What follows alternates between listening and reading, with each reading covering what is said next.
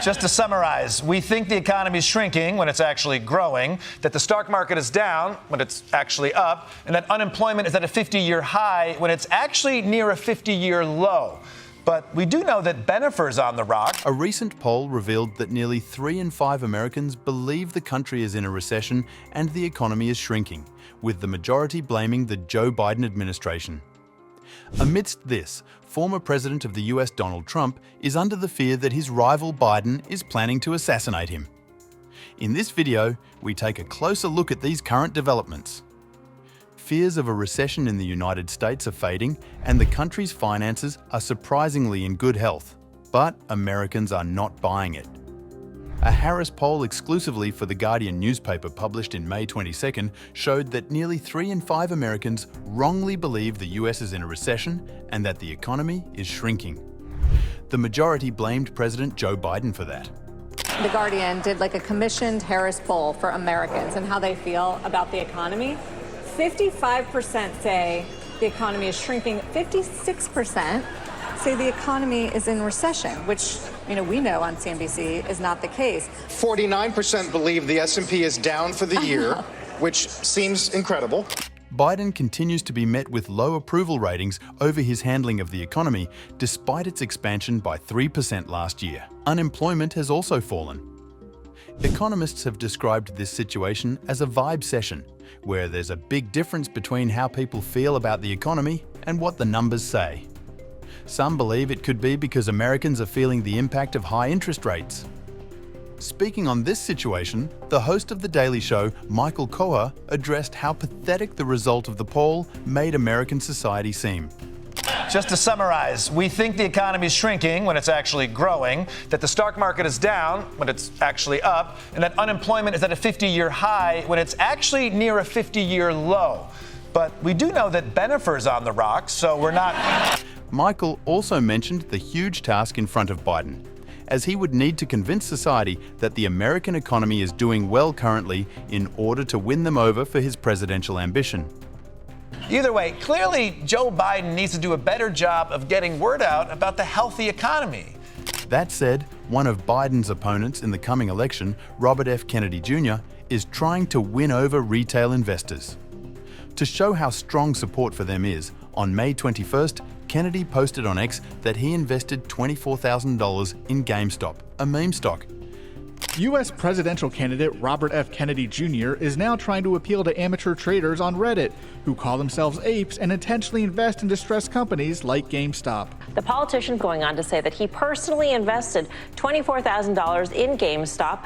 I just invested $24,000 in GameStop from the fees I earned from suing Monsanto for knowingly poisoning our soil and causing cancer. I love the idea of making Monsanto support GME and the apes. We need a free and fair market.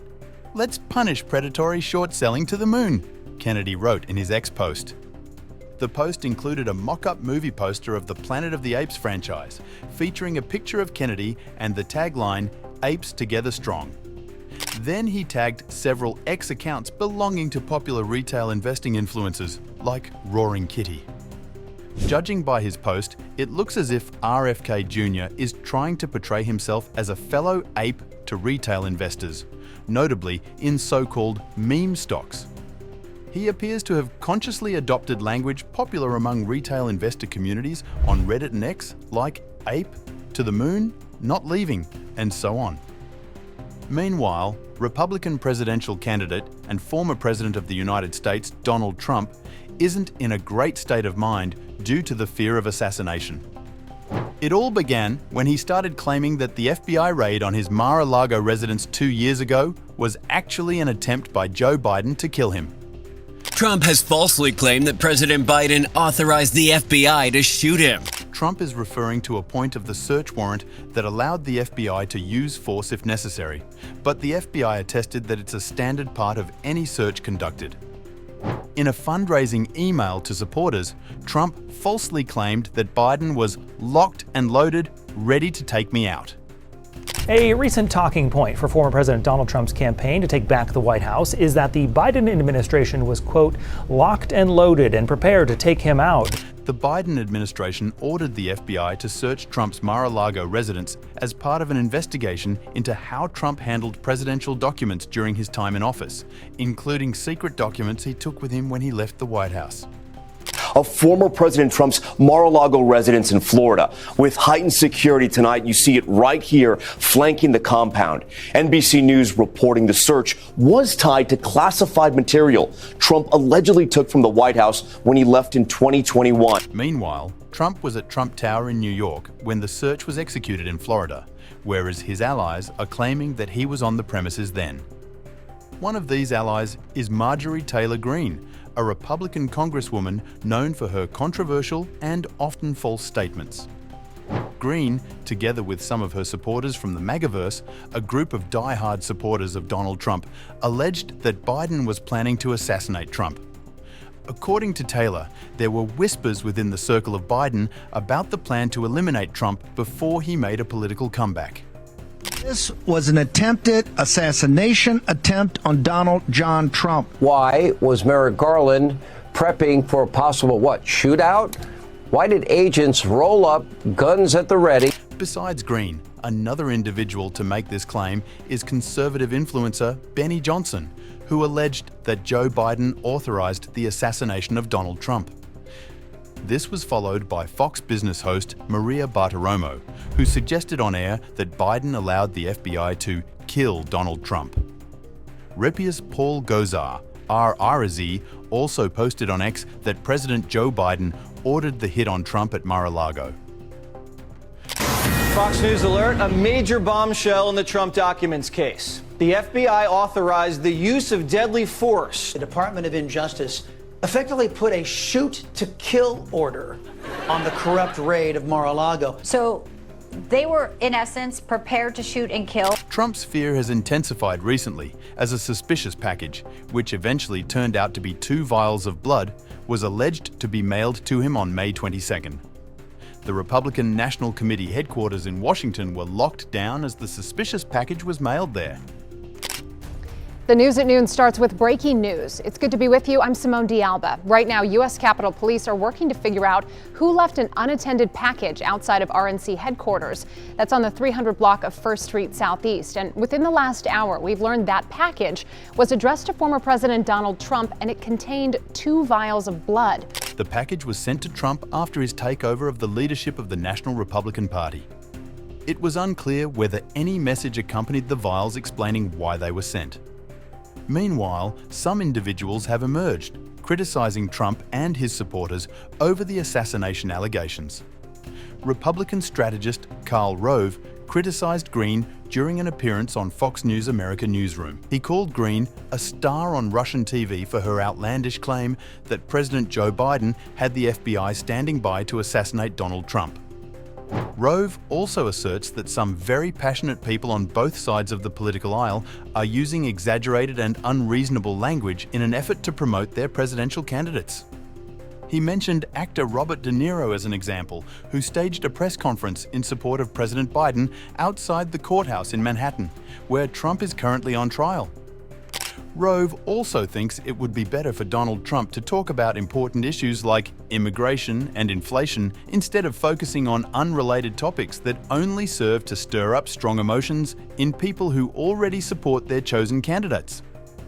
But it's not only Karl Rove who called out Trump and his supporters for the absurdity of their claims.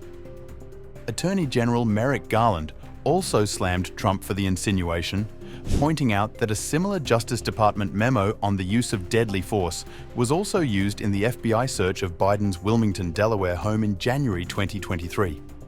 Garland called Trump's accusation false and extremely dangerous. In the midst of all these, Trump is currently on trial in a Manhattan courthouse, making him the first president in the history of the USA to be convicted of crimes. The most popular case that he is dealing with is the hush money case, for which he has been found guilty by the 12-man jury. That Donald Trump is guilty. In 2023, Manhattan District Attorney Alvin Bragg, a Democrat, filed charges against Donald Trump, accusing him of falsifying records to cover up a $130,000 payment made to adult film star Stormy Daniels by his former lawyer Michael Cohen. The payment was made to keep Daniels from speaking out about an alleged affair with Trump before the 2016 election. Trump has denied having an affair with Daniels.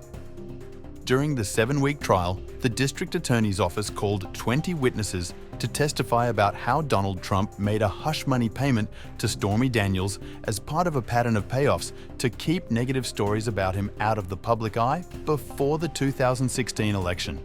Michael Cohen, Trump's former lawyer, was the main witness for the prosecution.